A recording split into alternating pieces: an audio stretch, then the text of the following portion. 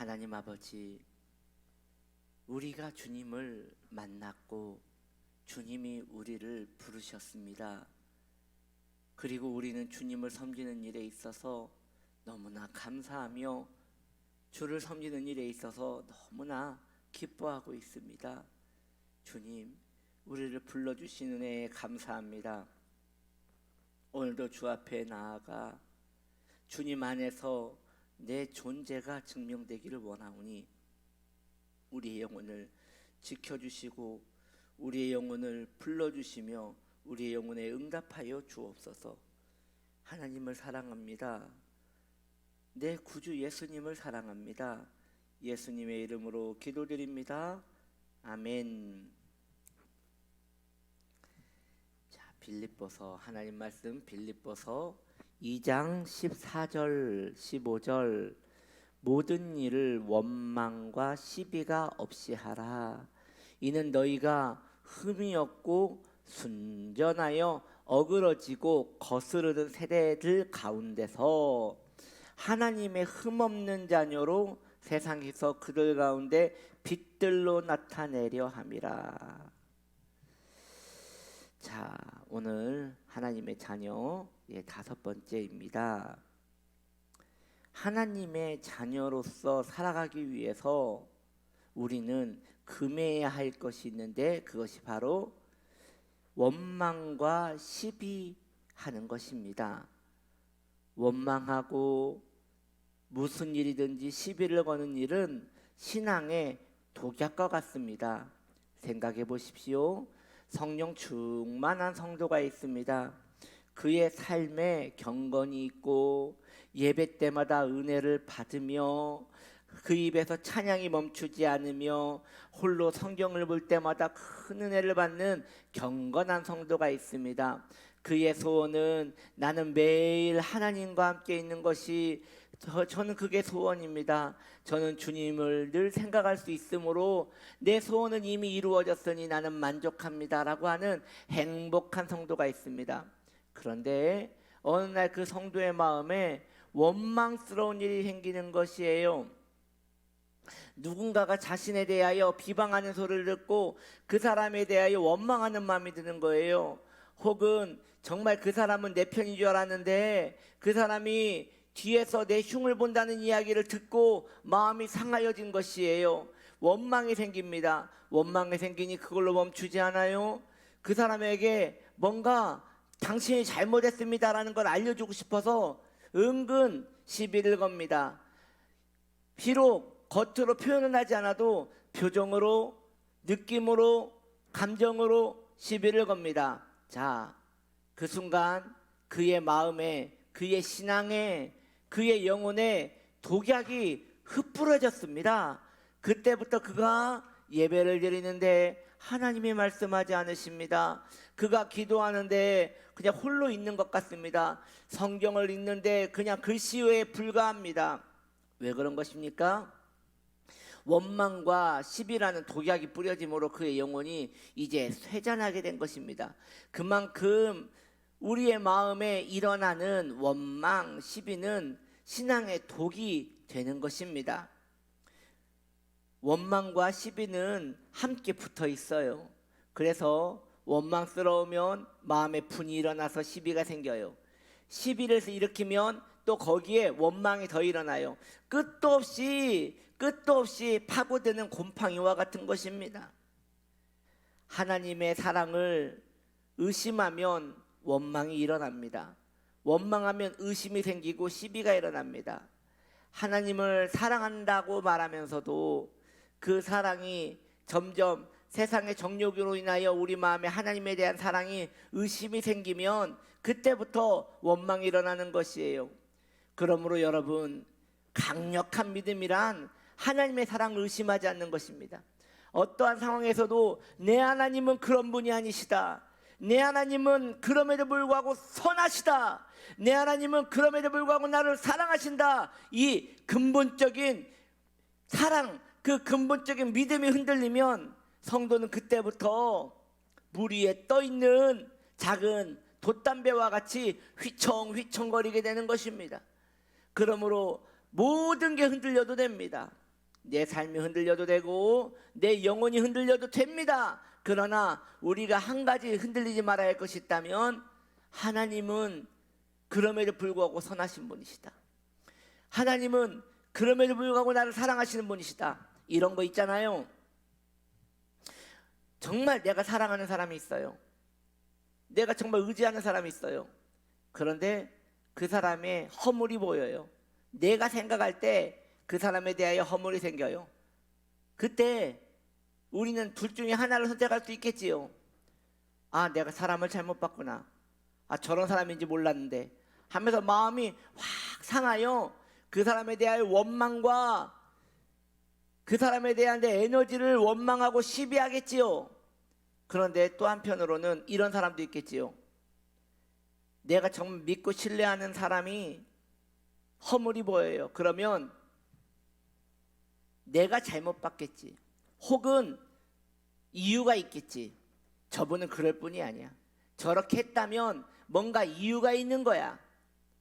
내가 저분의 성품을 알고 지금까지 저분의 행위를 보아왔는데 저분이 그럴 뿐이 아닌데 그랬다면 틀림없이 이유가 있을 거야. 이해하지 못해도, 남들이 다 이해하지 못해도 저분은 그런 분이 아니야. 틀림없이 그런 분이 아니야 라고 그는 말을 할 것입니다.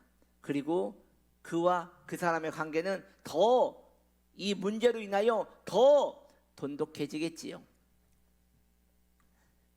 하나님을 믿는 사람은 좀 그런 면이 있어야 할 것 같아요. 쉽게 사람을 믿어서도 안 되지만 누군가를 신뢰하기로 마음을 먹었다면 그 사람에 대하여 마음을 지켜야 하는 것도 자기 마음을 지키는 것과 같은 것입니다. 하물며 하나님께는 어떻게 해야겠습니까? 우리는 하나님을 잘 모르지만 그래도 우리의 신앙 안에서 많은 시간 하나님을 경험해 왔습니다. 우리 하나님은 사랑이십니다. 우리 하나님은 변함이 없으십니다. 우리 하나님은 흠이 없으십니다. 우리 하나님은 언제나 어제나 오늘이나 동일하신 분이십니다. 그분이 내게 사랑이 아닌 적이 없고 그 사랑이 나에 대하여 한 번도 실망시킨 적이 없으십니다. 그래서 우리의 찬양의 고백이 지금까지 지켜온 것 모두 주의 은혜라, 자나깨나 주의 손이 항상 나를 지켜주셨노라고 그 신실하신 하나님을 찬양하지 않습니까? 오 신실하신 주, 오 신실하신 주라고 우리는 그 하나님을 미쁘신 하나님으로 믿고 있지 않습니까?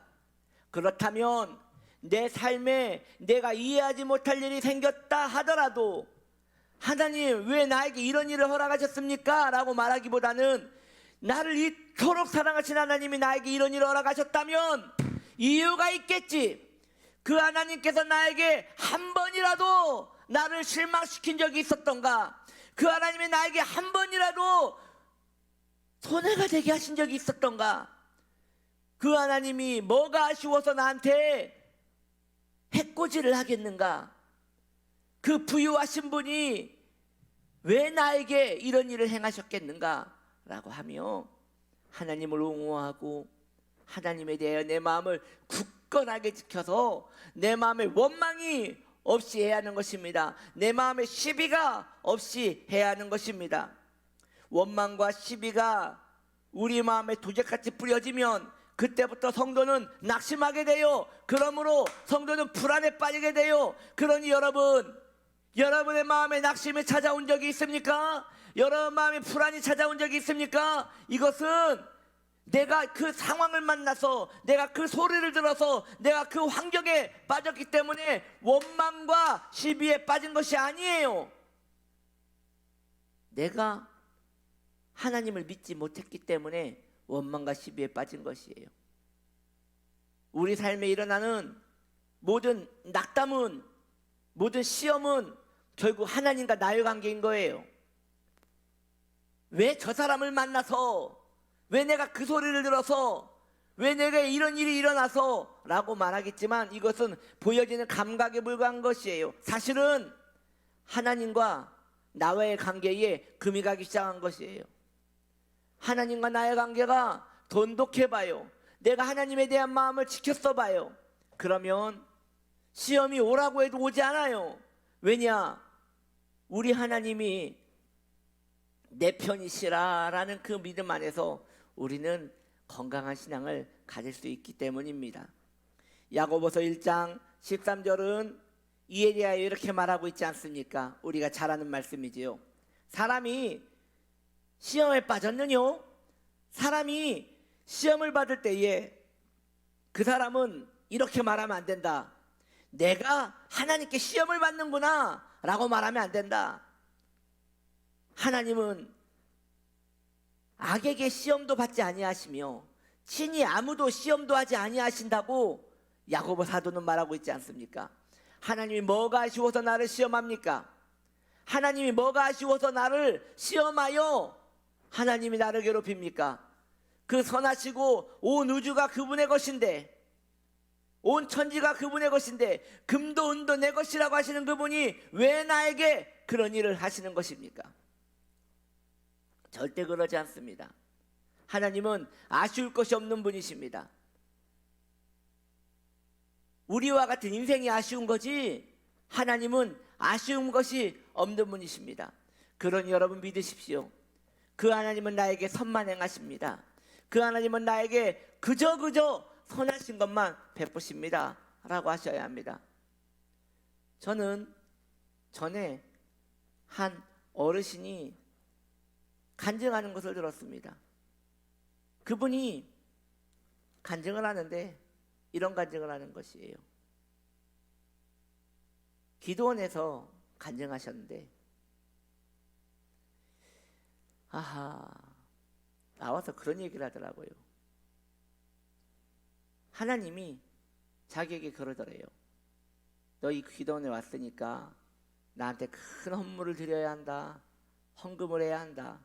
그래서 하나님께 그랬대요. 하나님, 제가 이 기도원에 올 때 헌금을 안 가지고 왔어요. 제가 돈이 없어요. 큰 헌물이 없어요.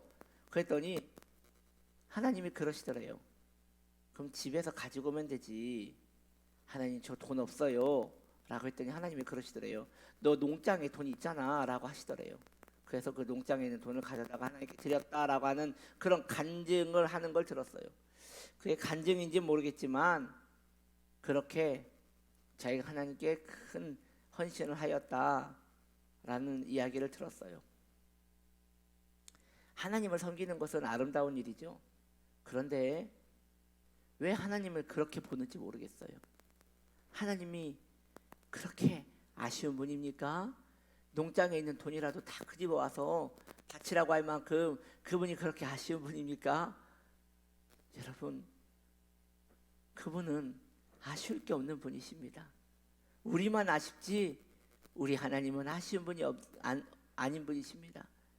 그분은 그렇게 농장에 있는 돈이라도 가지고 와서 바치라고 하시는 분이 아니십니다. 그러므로 귀한 하나님의 사람들이요, 믿으십시오. 하나님은 우리를 시험하시는 분이 아니십니다.